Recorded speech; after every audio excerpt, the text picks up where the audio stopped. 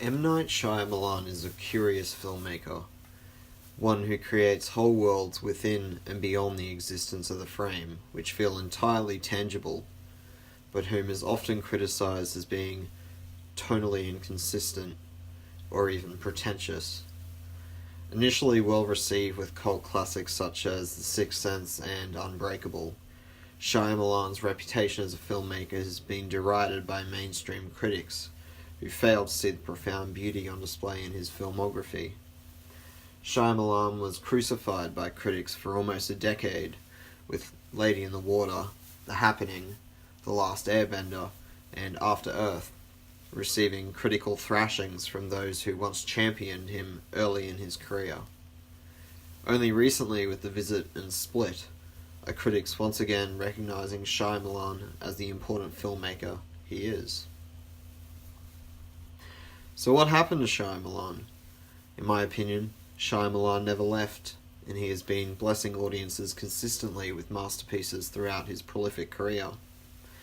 Perhaps a more appropriate question would be, why do critics reject Shyamalan's personal and brazenly sincere brand of filmmaking, particularly his most unique and formally adventurous work?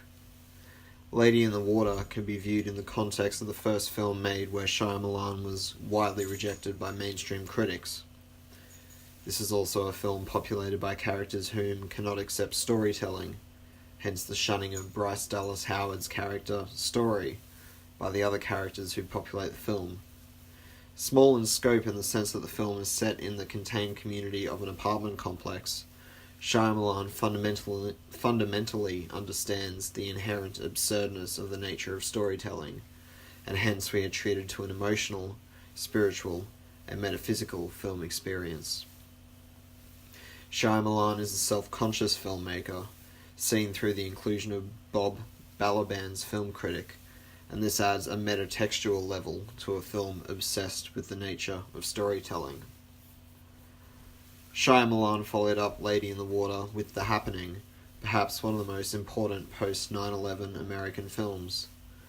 Once again critically trashed, The Happening can be viewed in the context of being the final part to a thematic trilogy that critic Mike Thorne has penned, the Terror Trilogy, consisting also of Signs and The Village.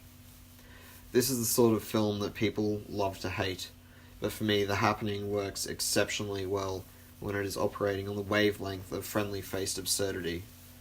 This is channeled through the often unfairly ridiculed Mark Wahlberg and Zooey Deschanel performances. Characters frequently speak exactly what is on their minds, and this is a technique that allows an elevated form of emotion, artificial or not, it doesn't matter, to emerge from the performances. Here, the tonally inconsistent complaint of many critics comes to the forefront, as this is a film that expertly combines the B-picture, satire, comedy, and horror to overwhelming effect. As independent filmmaker Samuel Kitchen points out, this is the superfluity of cough syrup when compared to the bravery of love in the face of absolute terror. Perhaps the most critically reviled film of his career, The Last Airbender, is a $100 million blockbuster based on the popular children's cartoon. Shyamalan covers a lot of material, and because of their 100-minute runtime, some of the characterization is shallow, and the storytelling filled with narrative gaps. While narratively flawed, this is an immaculately directed film. Truly elemental filmmaking. It is easy to forget about the plot of the film while experiencing it, and instead get swept away by the gorgeous visuals and expertly blocked action sequences. Like Paul W.S. Anderson, Shyamalan understands how to use CGI exceptionally well. His composition is always graceful and sweeping, resulting in another unfairly maligned film from a true master in an age where depressingly banal CGI films reign supreme. The much ridiculed After Earth followed in 2013 from a story conceived by Will Smith. Once again, like The Happening, the performances are most critics' complaint of choice, with Jaden Smith's seeming ineptitude pointing out as the culprit. Instead of seeing this as a fault, this is clearly a strength, as Shyamalan crafts the film around this uncomfortable performance, which makes sense as Jaden Smith's Kitay is thrown into an unfamiliar and dangerous situation. Will Smith's unwavering performance opposite Jaden balances out the vulnerability. Of course, this is a visually ravishing film, and comparisons can be drawn between Terrence Malick's filmography and Werner Herzog's masterpiece Aguirre, The Wrath of God. It has become too easy to criticize Shyamalan and take his films at face value instead of looking deeper below the surface. Shyamalan is truly one of the great modern directors. His visual approach to filmmaking, indebted to Hitchcock and Spielberg, but elevated through what is often misread by critics as bad performances or writing. As outlined in this piece, perhaps it is time for audiences to revisit his most slandered films with fresh eyes. Shyamalan's earnestness and sincerity is refreshing in a day where film culture is so heavily swamped in nihilism. Love always wins, after all. Well, here's the first version.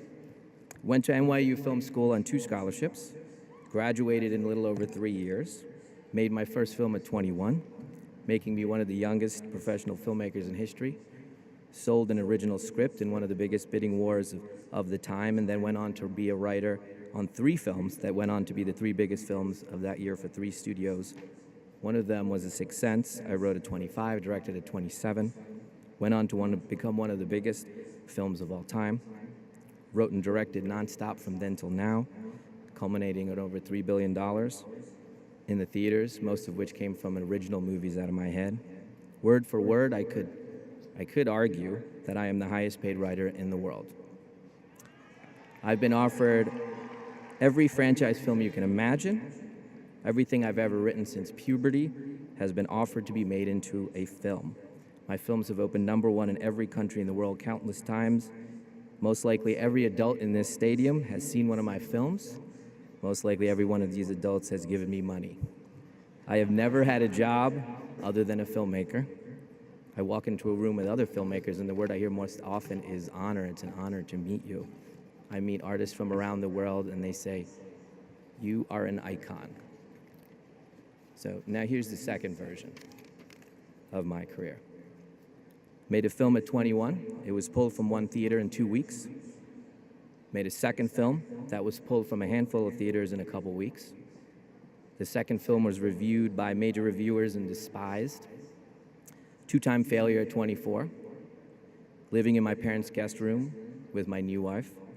Sold a script to Fox and was immediately fired by them as the director. Show my film The Sixth Sense to people. No one thinks it will work. That gets dumped in the worst release time of the year back then. Make a few hit films in a row. Then make a film that Newsweek calls the worst film of the year. Win countless awards for failure and lack of talent as the years go by. There is an internet blog mocking me and raising money to send me back to film school. There is hatred from critics and bloggers alike. I make children's films that get roasted and fail, have a press screening of a film that I love, and in the middle of the press screening, a person stands up and says, "This film sucks." Never happened before or after. A studio's computer gets hacked. In those hacks, there are released emails that say they don't believe in me and wouldn't hire me. Find myself questioning myself, every thought that comes out of my head. The world of my industry has decided I have no worth. I am a cautionary tale, a person who got lucky for a time, but revealed himself to be a sham. I make an independent film that I pay for, and every single studio passes. I am on the verge of financial collapse. I do not believe in myself. How do we explain these 2 versions of a life? How does this all make sense? You know, it did make sense to me, and I can go back and understand it all. Because there was a principle at work, and I didn't see it. I was incredibly powerful at every step of the way, and I didn't see it. I am here to put forth the theory that every one of you is insanely powerful and don't know it.